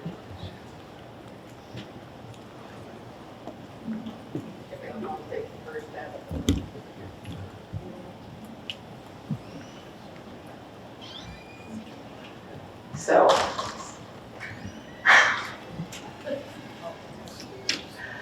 I mean, we all know that people are more and more distanced from food and lifestyle, right? Have been progressively since the urbanization of populations, progressively since the 1980s and even before then. Fewer and fewer people are growing up in families where this is a lifestyle choice, and are more and more distanced from both firearms and this being a source of food and sustainability. So just the concept of hunting for sustainability or hunting as a lifestyle choice is more and more remote from more and more people and less accessible to the majority of the public. We've got like 5, maybe 6%, depending on the study that you look at, of the public that chooses to hunt, right? And those stories and the storytelling around it are really siloed within our communities and are really only told, and even those stories are not representative of the hunting community. Those stories are pretty one-sided. So those narratives are driving general public perceptions around what hunting means and what it is in a pretty profound way, especially since 2020. We had a spike in interest when folks were like, oh, food sustainability is pretty important. I think I might want to do that thing for a period of time, and then it's been waning since, along with outdoor gear ownership on Facebook Marketplace. So that's where we are today as a society, in the distance from this as a lifelong activity. Now's a good time to buy a boat if you're interested, right? Buddy, you want to add something? Well, not much to add. That was a really good response. But I do think it varies. I think some regions of the country still have strong hunting traditions, and the conservation is intertwined with that more than others. And so Wisconsin, Missouri, some other areas are places where, again, we get to tell the positive story between those two relationships.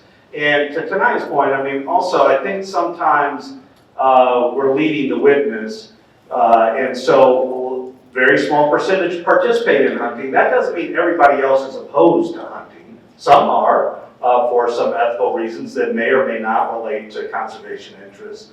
So again, telling a better story about what hunting does for conservation and mapping that against their interest in conservation is important. It's not just that conservation does this, that hunting does this for conservation. It's hunting does this, and here's how it relates to what your interests are. So I think, again, these are challenges and also opportunities at the same time.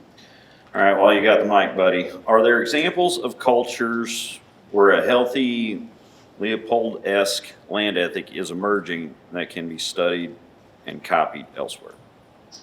Well, I think, again, Leopold was writing the St. County Almanac for a Western, largely white audience, let's be honest about it, right? I mean, and he was trying to challenge the prevailing society that we need to rethink our relationship to each other in the natural world.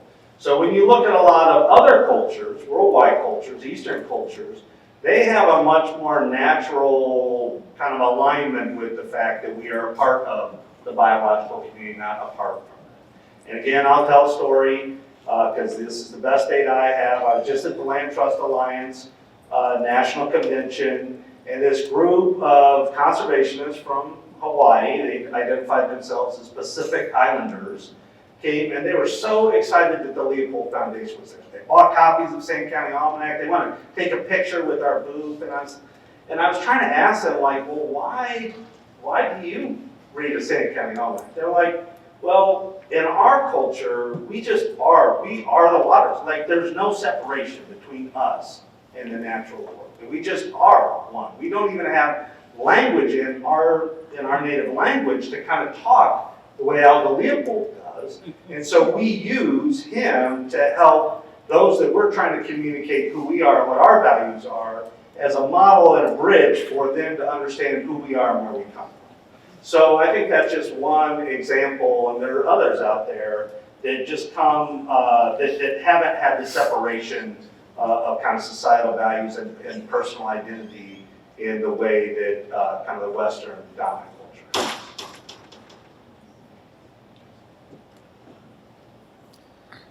So the question is, Taniya, you mentioned the Kansas Indigenous Hunter Education Program that incorporates both traditional native practices and more commonplace hunting knowledge. What is the significance of educating citizens about native ways of thinking, and what can this mean for Missouri conservationists? That's a great question. I think some of the comments that were mentioned earlier, hunting has different meaning to different people and how they might engage with those activities. And so if that's a gateway for people to be able to connect with hunting in different ways or to find meaningfulness in that activity through different gateways, it could be a door. It certainly was a door for Indigenous students belonging to Indigenous communities in Kansas. And so I want to mention here that this was specifically a tribal pathway in Kansas, not necessarily a public-facing, outside of the tribal communities class. So this was developed in partnership with Kansas Game and Fish, with tribal partners, for a lot of the tribal membership that wasn't comfortable attending a lot of the public-facing classes, didn't feel represented by that, and so co-created a solution for that. That's not to say that it was exclusive. I think a lot of people might feel represented in those communities as well, and are more welcome to join those spaces. But here in Missouri, I think meeting with the communities that you serve and finding out how they want to have this experience in outdoor spaces and co-creating a program or a class that makes sense to achieve those shared goals is a pathway forward that could make sense. Nadia, what does cooperation with the university look like for the planting/maintenance of your native plots, and how would you recommend other universities implement similar gardens?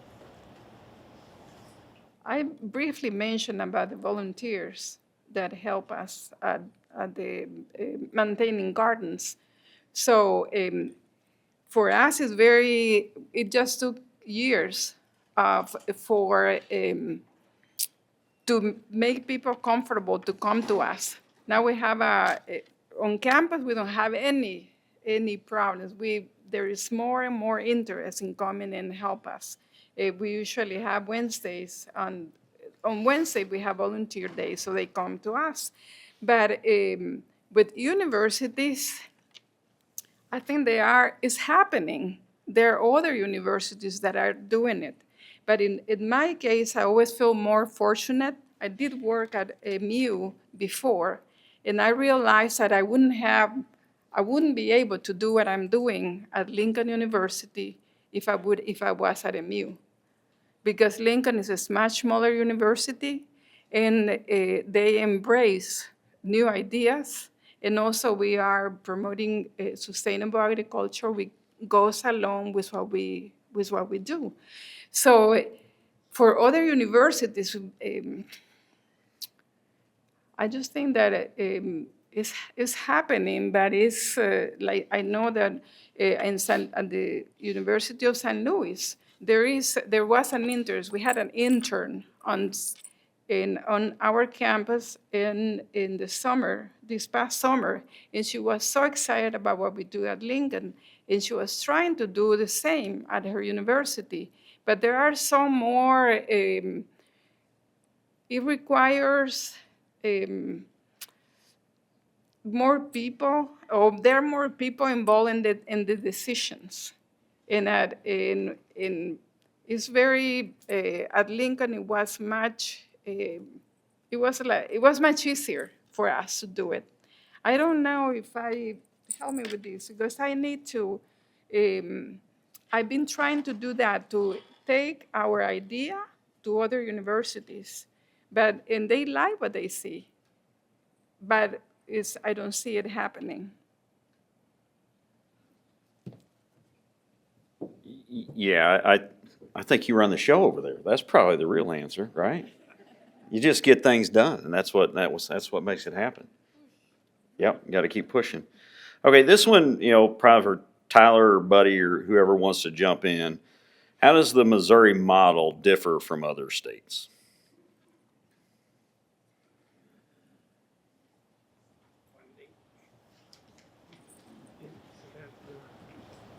I think the biggest thing is our two sales tax. Certainly the opportunities when money that comes into those sales taxes are, that in my mind starts that flow of great education programs, great XYZ, land management, science, all those things that we see in Missouri, our state parks, those things start to flow because, through that model, because of our dedicated sales tax.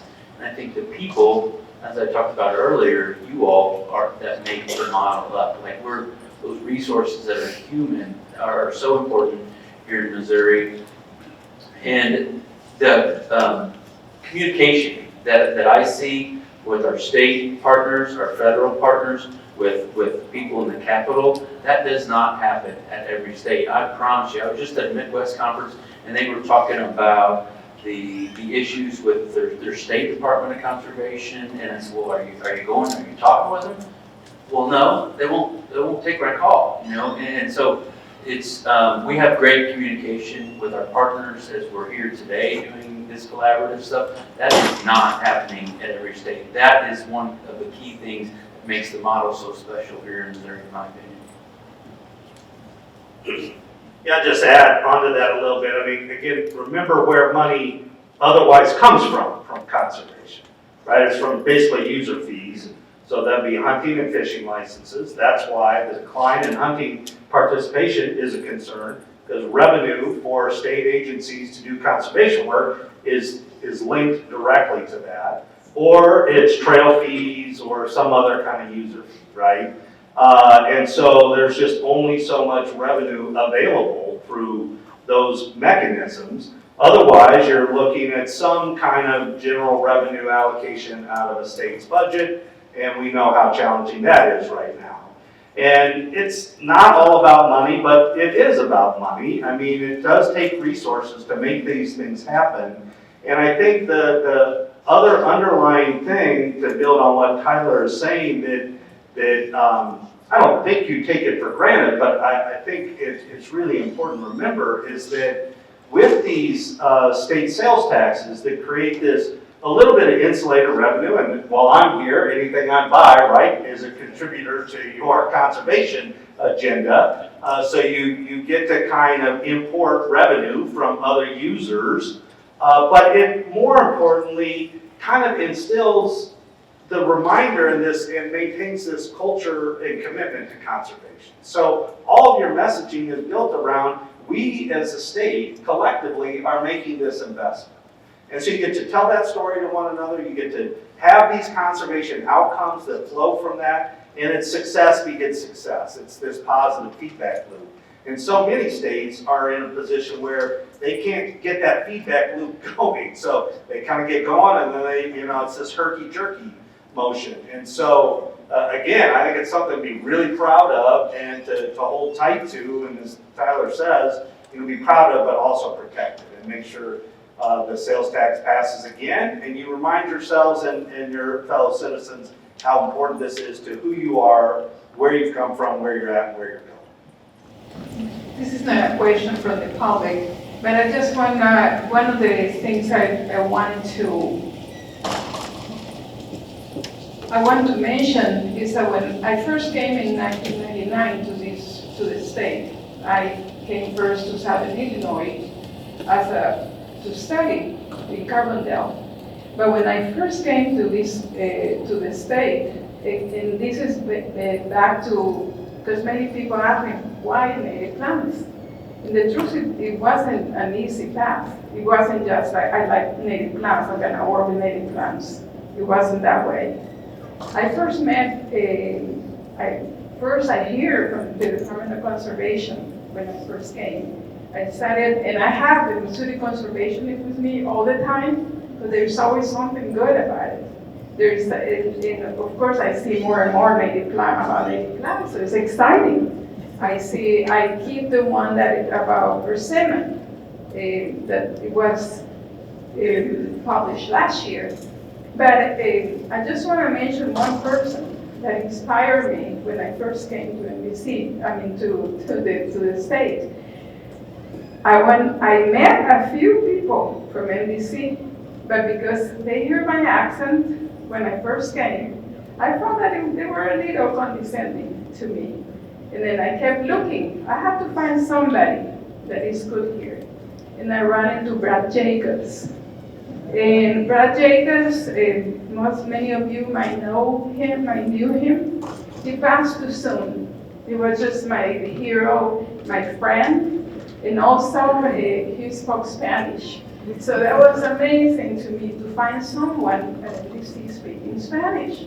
So of course, and at that time was also the Girl Native program was just started.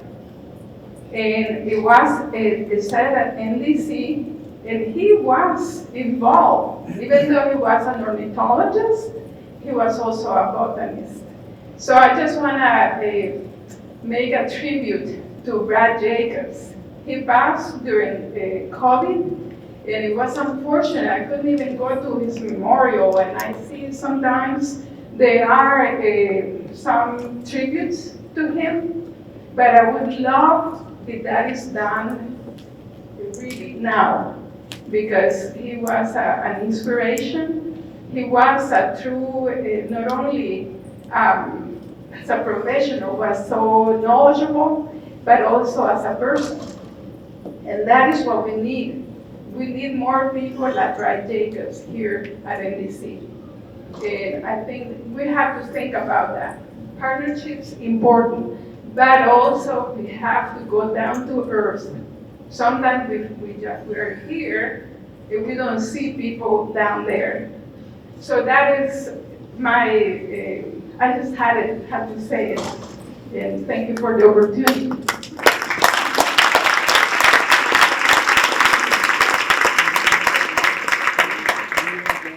Been thinking about Brad a lot lately.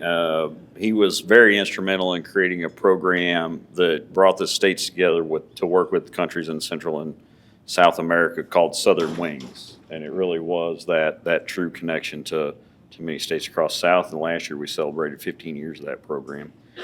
So the next question for Taniya, how do you reach out to students in college who are unable to have firearms on campus but want to learn the shooting sports and how to hunt? Just as a technical solution, you can work with local shooting ranges that'll allow you to rent lockers there off-site. So I've seen several different universities just partner with local shooting ranges to rent those spaces for college kids.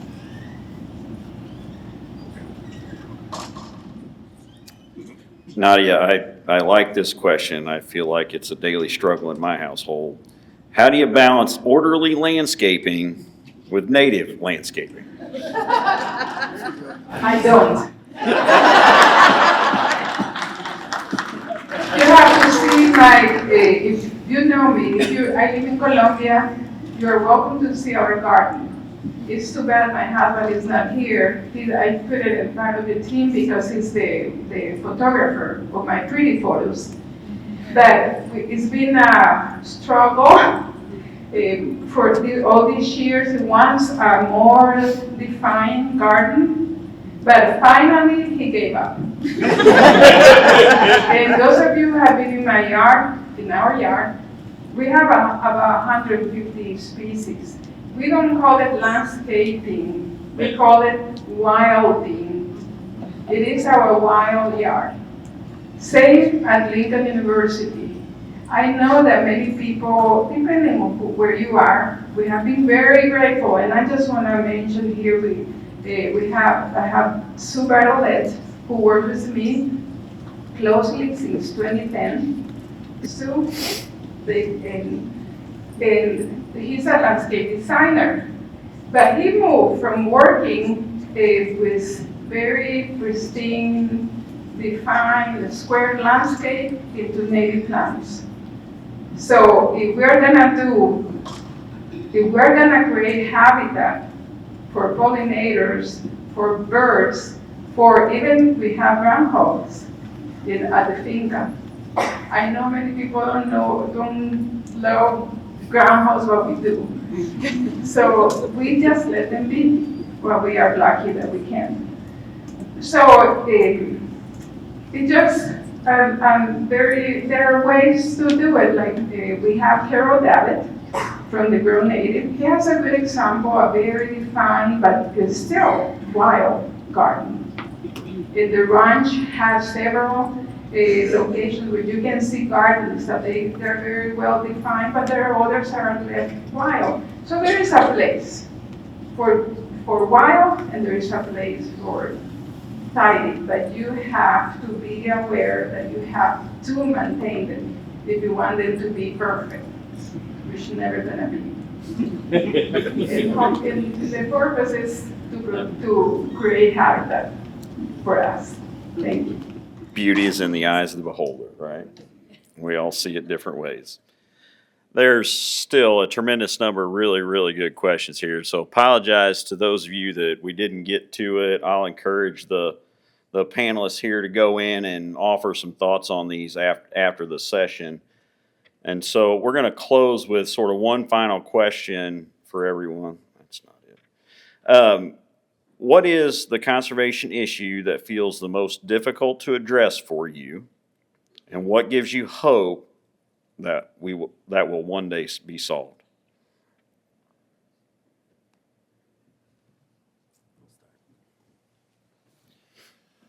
I'll start, and because this one's been on our mind, and we tried to address this at the end of July with the department, and it's chronic wasting disease in Missouri. And what we see as hunters, as outdoors people that get out, and the future as we address this issue, and I'll go back, Jason, on July 31st, CFM co-hosted the event with Driftwood Outdoors to talk about chronic wasting disease. 3 hours later, we had to shut the room down because conversations were going and good open information. And so as communication, information as hunters, but what does the future of deer hunting look like when we can't address that issue and understand it fully? And Jason is one of the best experts that knows, that can talk about this issue far better than I can. But I know what I feel and I see on opening deer season. When you come to my office, you tell me your hunting stories, or you send me pictures of your kids, it breaks my heart to think that Missouri may not have a future in that. And so, and I'll go back to yesterday. Chief McLean talked about 20 agents graduated yesterday, and I was there, and it was an awesome ceremony, and I saw the excitement in their eyes, and he was very real with them, and he talked about the trade-offs that they as agents have to experience as they go out in the field, as we all put in our time, and work those late nights and those long weekends, and what those agents are going to experience as they have to deal with chronic wasting disease, as your staff has been monitoring this issue on weekends and throughout the winters and stuff. And it's a real challenge, and it has me worried, and we've got to figure this one out, because the future of deer hunting is at stake, and I see how much we all enjoy the outdoors. And that's just one small thing of the outdoors and an issue, but it's growing, and we got to figure it out.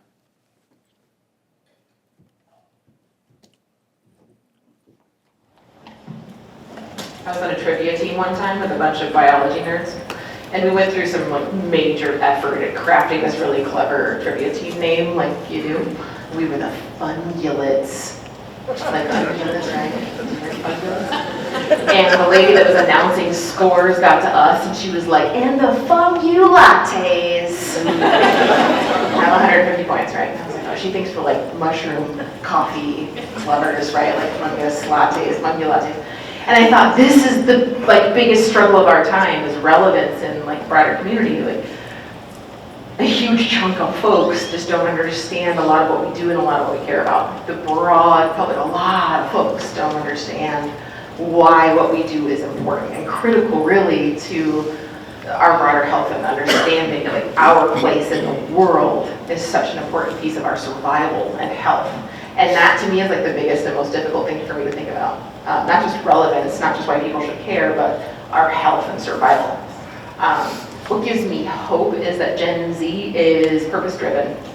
They want to donate to causes. They want to be aligned with causes. They are purpose-driven people, and I look at that and I see what that looks like, and it gives me so much hope about where we go in the future. And I see that alignment in every generation, all top all the way down to the bottom.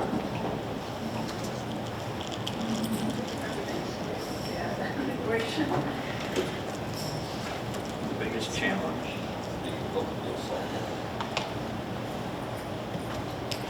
Well, I'm talking about native plants.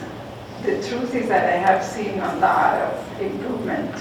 I don't see any, I just think that we can just keep moving forward. But I cannot say anything negative about what NDC is doing about promoting native plants. They do partner with the right partners, and I think people get more involved through their conservationists. So I would say that we just have to keep moving forward. We have to protect what NDC is doing, and I mean, again, pushing or talking to the choir, but we need to protect the sales tax for sure. Yeah, at the end of Aldo Leopold's life, he wrote to one of his most important colleagues, and he closed the letter. They were exchanging some commentary about conservation matters, and he wrote, "Though the situation is hopeless, it should not prevent us from doing our best."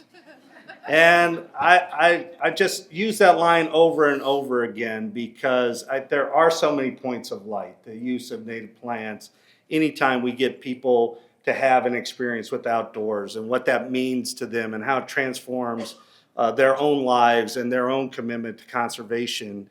And so I think, it's really just about rediscovering who we are as human beings, and the opportunity to express that gives me the most hope. And that's, to sit in front of a room full of people like this that work every day, that's the hope.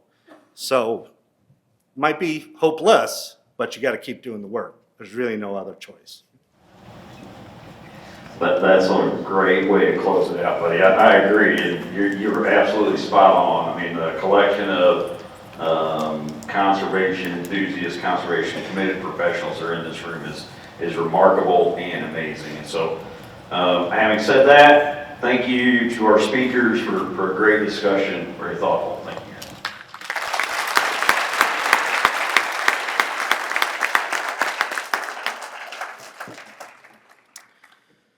And again, many thanks to you all for being here, for participating in the discussions, submitting some very thoughtful, really thought-provoking questions. Huge thanks to the students that stuck around. Really much appreciate you all being here. You are, in fact, the next generation. Hopefully you gained a lot from this.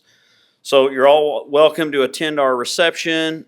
They've moved up the start time to 4:30 for the bar outside to be open. Food will be provided in a little bit, but it'll be about 5. Tomorrow we'll see y'all here bright and early. Breakfast to start at 7 to 8:15. You will see some of us from administration here probably early in the morning. I do apologize that with some of the ongoing scheduling challenges that we face, we had to move our September meeting to early October. So we're going to bug out for a little while tomorrow to do the new commissioners swearing in their oath of office. We'll also have our executive session. But the beauty of that is tomorrow afternoon, we will all be back here with all 4 of the commissioners with us to kind of close out the session, answer all of your questions as we move forward. Close by saying, make sure and take a look at your agenda for tomorrow, RSVP through HUVA on the concurrent sessions. There will be 3 tracks to choose from, and each track will host 3 separate breakout sessions throughout the day. Again, we'll start those sessions at 8:15. Lunch tomorrow will be provided at the close of the day. As I mentioned, a question and answer session with the leadership team. So submit your questions through the HUVA app. Those questions that were submitted through the session today will get moved over there. We'll make sure we address those as best as we can. You can vote those up. That's the way I was sort of filtering through the questions. That way we knew what was of most interest to folks on, and certainly what's on your mind. Again, look forward to chatting with everybody. Thanks for showing up. Thank you all.